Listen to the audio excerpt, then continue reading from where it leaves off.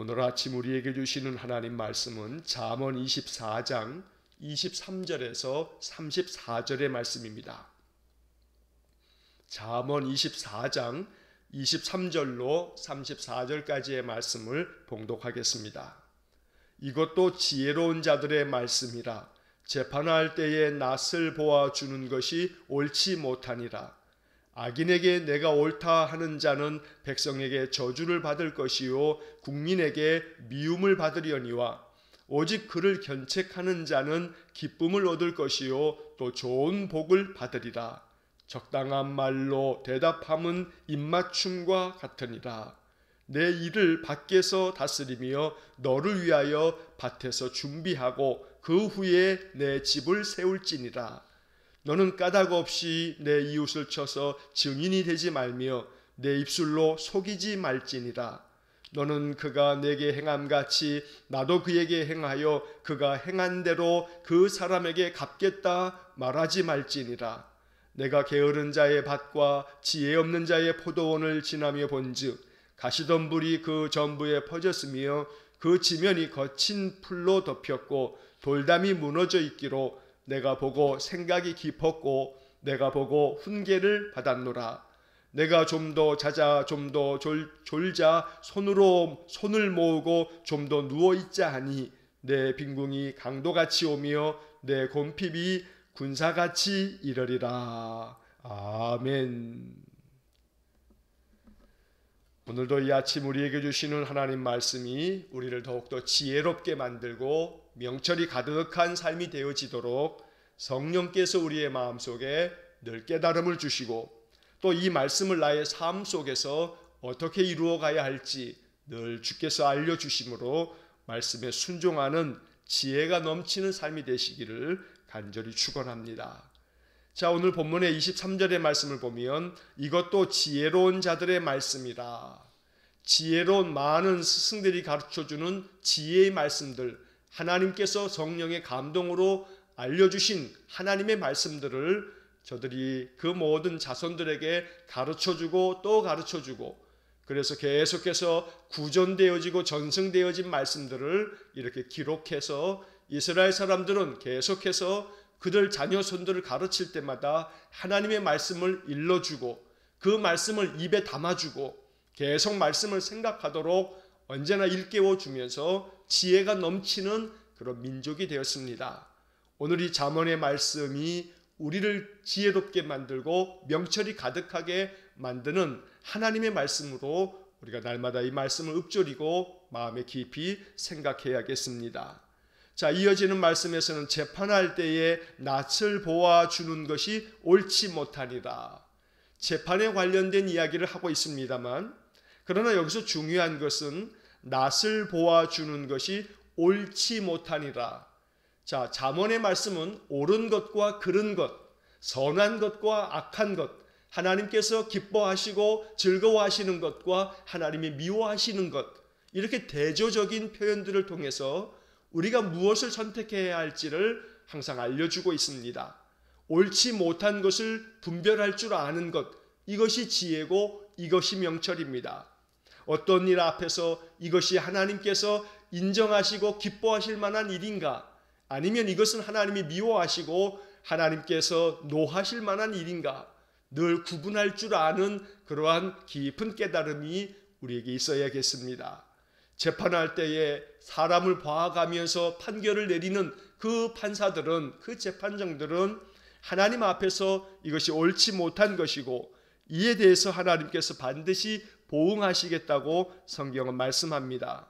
자, 이 23절의 말씀, 재판할 때에 낯을 보아주는 것이 옳지 못하다. 오늘날 말로 하면 요즘에 우리가 뉴스를 보게 되면 공정의 문제, 이러한 얘기를 참 자주 듣게 됩니다. 공정하지 못한 사회, 공정하지 못한 여러 가지 이 사회 제도들, 이에 대해서 공정함을 요구하는 국민들의 마음이 계속해서 더 커져가고 있습니다. 그런데 오늘 이 23절의 이 말씀은 이미 3000여 년 전에 기록되어진 말씀인데 여전히 그때에도 재판을 할 때에 낯을 보아가면서 저 사람은 내가 아는 사람이니 또 저 사람은 나에게 또 뒤에서 뇌물도 주거나 나를 유익하게 할 것이니 이러면서 그 판결을 구부러뜨리는 그러한 일들이 있었던 겁니다. 그래서 재판할 때에 그렇게 사람들을 구분하여서 그 판결을 구부러뜨리는 그러한 판결을 내린다면 이것은 옳지 못하다. 요즘 말로 하면 사법농단 뭐 이런 표현을 우리가 뉴스에서 종종 듣게 됩니다만, 이렇게 판결을 내리는 자가 공정하지 못하게 법을 집행한다면 이걸 하나님 앞에서 참으로 옳지 못한 것이다. 또 그러한 자들은 24절에 보면 악인에게 내가 옳다 하는 자는 악한 자임에도 불구하고 죄인임에도 불구하고 그런데 네가 옳다, 네 말이 맞다 하면서 그 악한 자들의 편을 들어준다면 백성에게 저주를 받을 것이고 국민에게 미움을 받을 것이다. 이 말을 다르게 표현하면 역사적인 심판을 받게 될 것이다 라고 말하는 것입니다.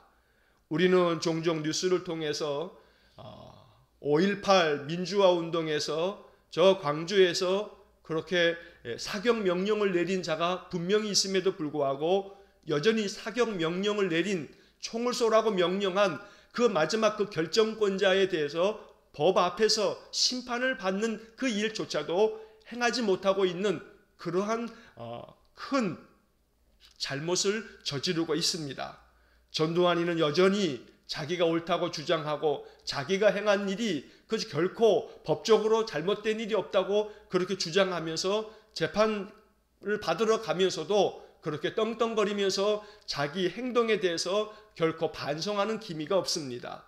그래서 계속해서 그러한 일들을 볼 때마다 백성에게 저주를 받을 것이요 국민에게 미움을 받으려니와 라고 하는 모습이 오늘 우리의 이 살고 있는 오늘 이 현대에도 이러한 모습들이 보여지고 있는 것입니다. 그래서 오늘 이 23절과 24절의 말씀은 역사는 계속해서 반복되어지고 되풀이되어지고 인간들이 살아가는 이 세상은 이렇게 악한 자들이 끊임없이 그 사회를 어지럽히고 그 국가를 참으로 많은 국민들을 고통 가운데 몰아넣고 있다는 것을 우리가 보게 됩니다. 그래서 그럴수록 더욱더 법이 바르게 집행되어지는 것이 중요하다는 것이 오늘 성경의 말씀이기도 합니다. 무엇보다 우리는 23절 그 마지막 부분에 옳지 못하니라 라고 하는 이 구절을 마음 가운데 깊이 담아두어서 내가 행하는 모든 삶의 일들을 이것이 옳은 것인가 옳지 못한 것인가 잘 분별하여서 옳은 길을 걸어갈 줄 아는 지혜로운 삶이 되기를 간절히 축원합니다. 자, 이어지는 25절의 말씀을 보면 오직 그를 견책하는 자는 기쁨을 얻을 것이요 또 좋은 복을 받으리라. 26절 적당한 말로 대답함은 입맞춤과 같으니라. 역시 25절과 26절도 23절과 24절과 이어지는 그런 말씀들입니다. 오직 악한 자들을, 죄를 범한 자들을 견책하는 자. 견책이라고 하는 것은 잘못을 꾸짖고 나무라는 겁니다. 잘못된 것을 잘못됐다고 꾸짖을 줄 아는 것, 그렇게 견책하는 그러한 자들, 그래서 모든 것들을 바르게 세우고 공정하게 재판하고 모든 옳고 그름을 온전하게 판단하는 것, 이것은 기쁨을 얻을 것이고 좋은 복을 받게 될 것이다 라고 주님께서 말씀해 주십니다. 또한 26절의 말씀에서 적당한 말로 대답함은 입맞춤과 같으니라. 여기서 적당한 말이라고 하는 것은 지금 계속해서 보고 있는 것처럼 옳지 못한 자, 죄인에 대해서 견책하고 책망하면서 그에 합당한 벌을 내리면서 판결을 내리는 것.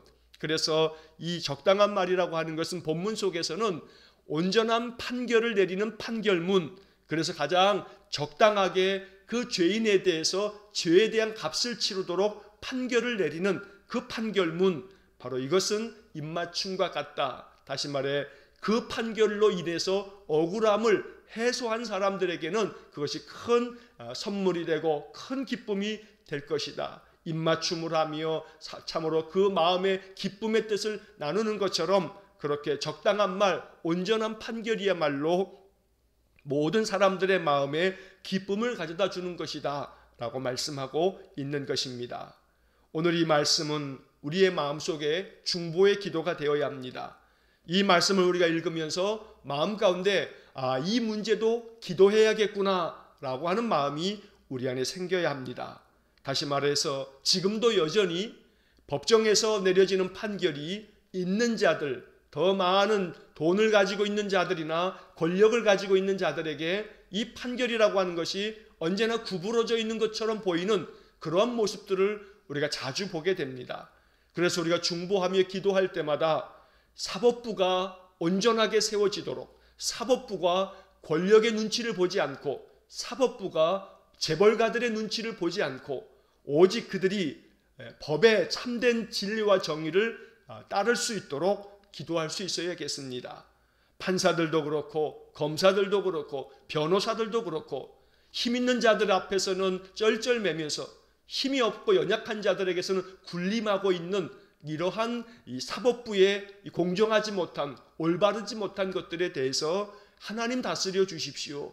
그래서 사법 질서가 온전하게 회복되어서 국민들이 더 이상 억울한 일을 당하지 않도록 그렇게 그들을 하나님께서 친히 다스려 주십시오. 이러면서 우리의 마음의 기도가 이 나라의 모든 사법부에서 그 모든 일을 종사하는 자들을 바르게 세워달라고 기도하는 그런 중보의 기도도 우리가 올려야겠습니다. 자, 그 다음 이어지는 27절의 말씀을 보면 내 일을 밖에서 다스리며 너를 위하여 밭에서 준비하고 그 후에 내 집을 세울지니라. 자, 이 말씀은 여러 가지로 해석되어질 수 있는 여지가 있는 그런 말씀입니다. 우리가 가지고 있는 매일 성경의 본문을 보게 되면 매일 성경에서는 그 27절 앞에 작은 소 제목이 이렇게 적혀 있습니다. 일의 우선순위라고 하는 제목을 붙여놓음으로써 27절의 말씀을 우선순위와 관계된 그러한 의미로 해석을 해놓은 것입니다. 그렇게 해석될 수도 있습니다. 밖에서 너의 모든 일들을 잘 다스리고 그리고 네가 너 자신의 집을 잘 세워라 라고 하는 우선순위의 문제를 이야기하는 것이기도 하지만 또 동시에 이것은 이렇게 보통 전통적으로 해석되어져 왔습니다.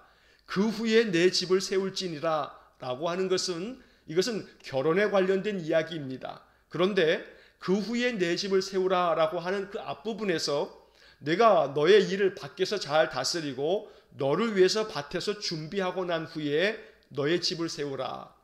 자, 전통적으로 성경 해석을 하는 주석가들은 이 본문을 이야기하면서 이것은 유대인들의 이 결혼 제도를 이해할 때 본문의 말씀이 이해가 된다. 이렇게 이야기를 하면서 유대인들의 그 결혼하는 관습에 의하면 남자가 여자를 이렇게 신부로 맞이하게 되면 여자의 집에다 결혼 지참금을 내어주고 그 여자 신부를 자기 집으로 데려오게 됩니다.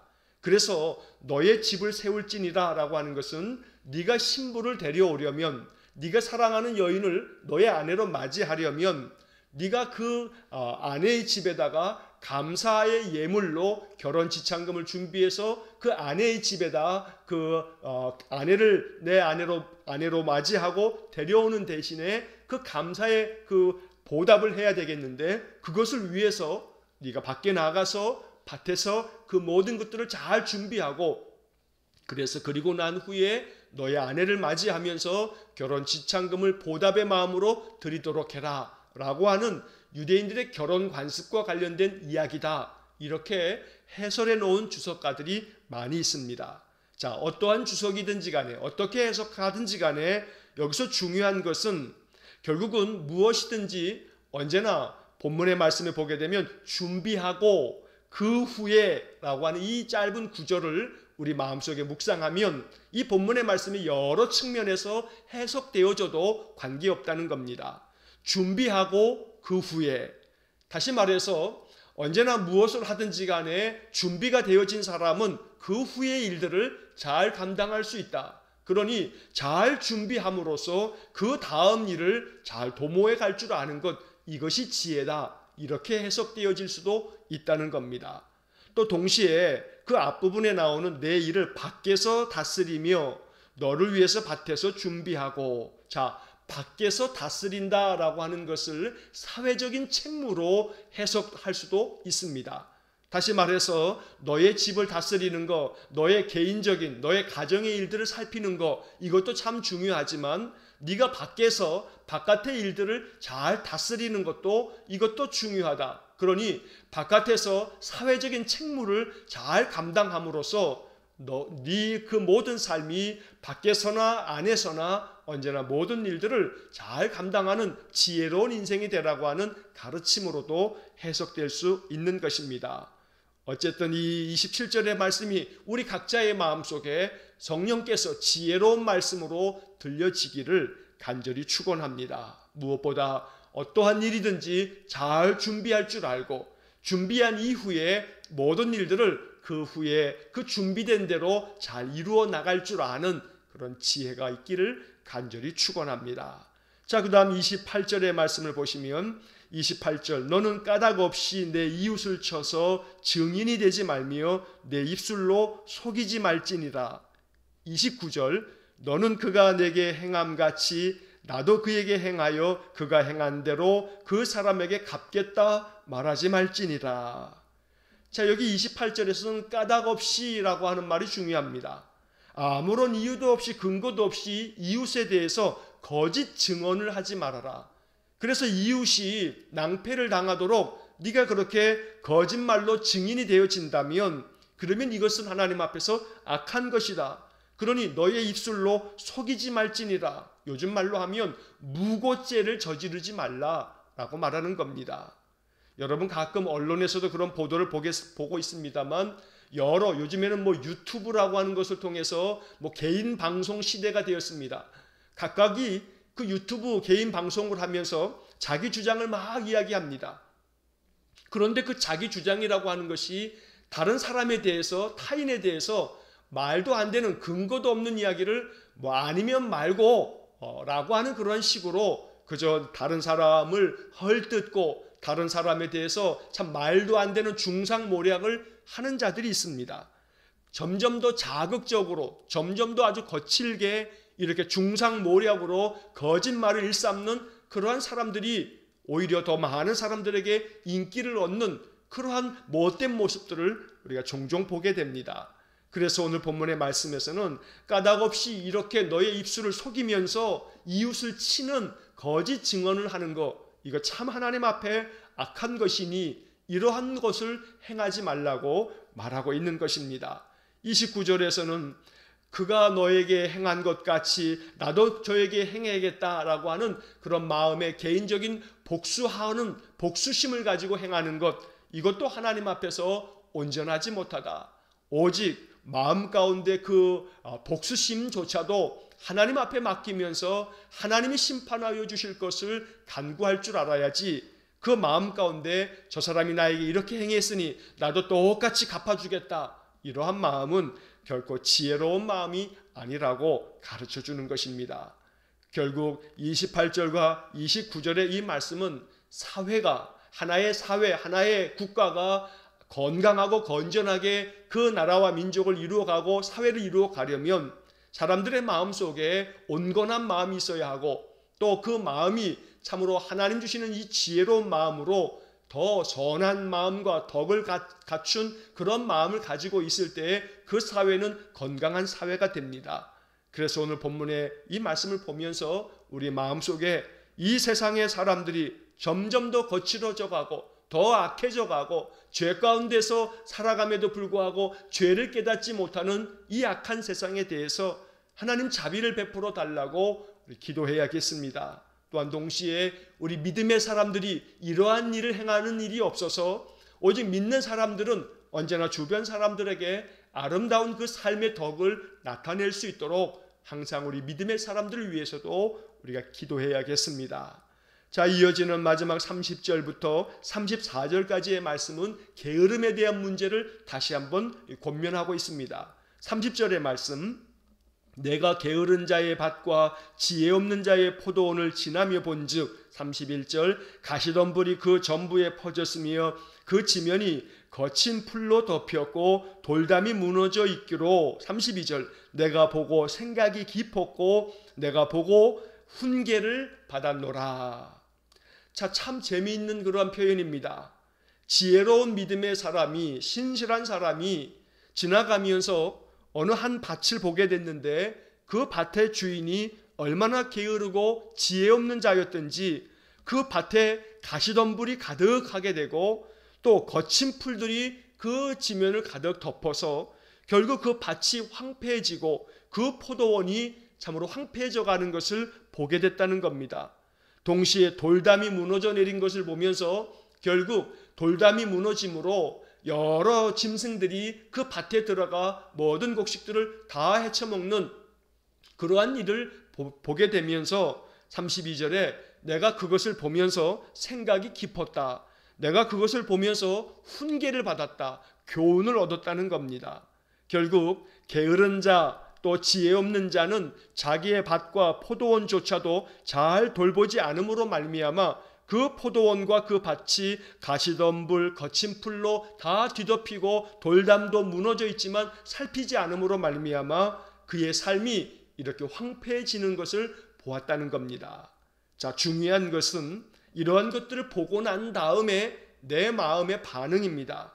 32절은 이렇게 말합니다. 내가 이러한 게으른 자의 밭과 포도원을 보면서 생각이 깊었다. 생각이 많았다는 겁니다.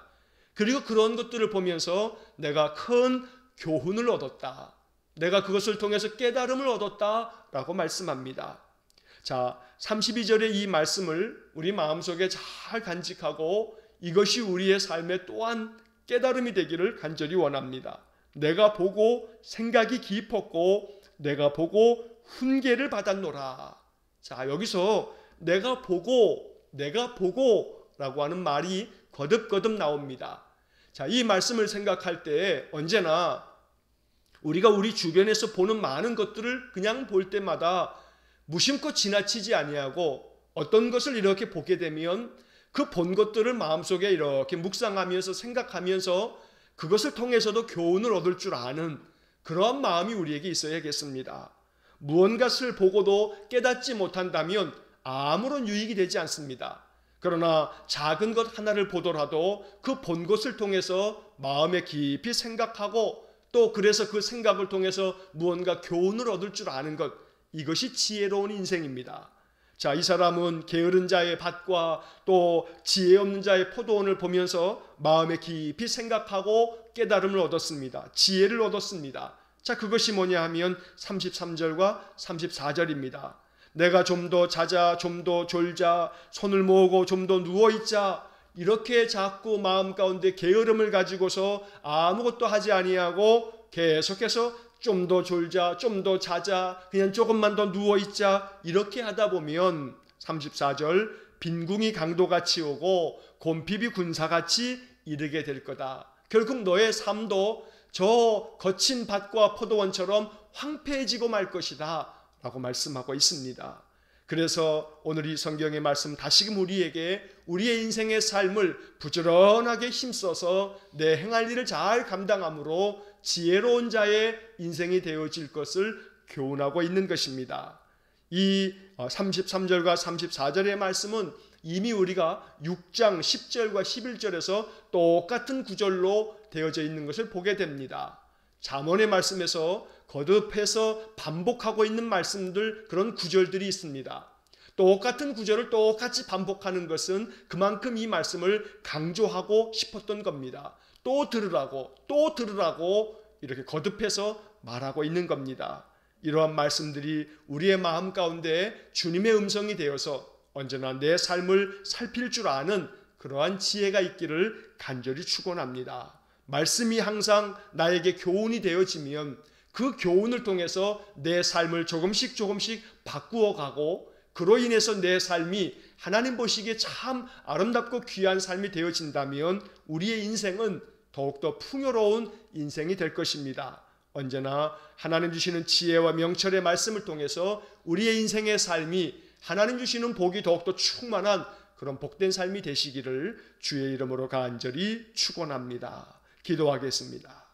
사랑과 자비가 풍성하신 하나님, 날마다 우리에게 말씀을 통해서 하나님의 뜻을 알려주시고 하나님의 교훈을 생각하게 하시니 감사합니다. 오늘도 우리에게 주신 말씀을 마음 가운데 깊이 읽고 이 말씀을 통해서 하나님 내게 주시는 생명의 교훈이 우리의 삶의 양약이 되고 생명나무가 되고 생명수가 될 수 있도록 은혜를 내려 주옵소서. 언제나 말씀을 묵상하면서 더 지혜로워지고 말씀으로 인해서 더 명철이 가득한 자가 되어서 인생의 모든 삶을 하나님 주신 지혜로 잘 헤쳐나가며 판단하여 행동할 줄 아는 귀한 은혜의 삶, 믿음의 삶이 되게 해 주옵소서. 오늘도 한날의 삶을 온전히 주님께 의탁하오며 예수님 이름으로 기도하옵나이다. 아멘. 우리 구주 예수 그리스도의 은혜와 하나님 아버지의 극진하신 사랑과 성령의 교통하심이 내게 주신 지혜의 말씀으로 더 명철과 지혜가 충만한 인생이 되어서 오직 인생의 삶의 모든 것들을 하나님 주시는 지혜로 잘 감당하여 가장 형통한 삶, 가장 평강과 은혜가 넘치는 삶을 살기를 소원하는 머리 숙인 믿음의 성도들 위해와 저들 가정과 온 가족들 위해 우리 성도들의 모든 산업 위에 이제로부터 영원토록 함께 하시길 간절히 축원하옵나이다. 아멘.